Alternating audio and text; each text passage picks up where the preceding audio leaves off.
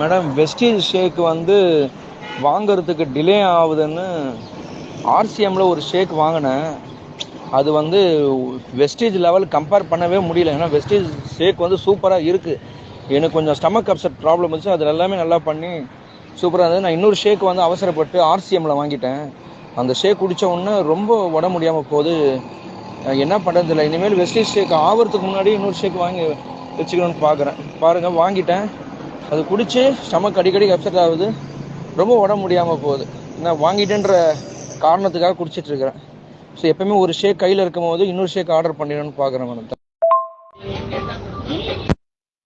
வந்து வெஸ்டீஜ் ஷேக் இருக்காங்க. அன்றைக்கி ஃபுல்லாக ஃப்ரீயாக கொஞ்சம் அப்படியே நல்லா எனர்ஜெட்டிக்காக, அப்புறம் இந்த டயர்டு இல்லாமல், அப்புறம் பாடி நல்லா ஃப்ரீயாக அப்படி நல்லா இருக்கும்போது வேலையை நல்லா செய்ய முடியுது.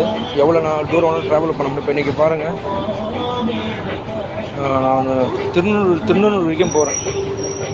ஸோ அந்த மாதிரி நல்லா ஃப்ரீயாக இருக்குது.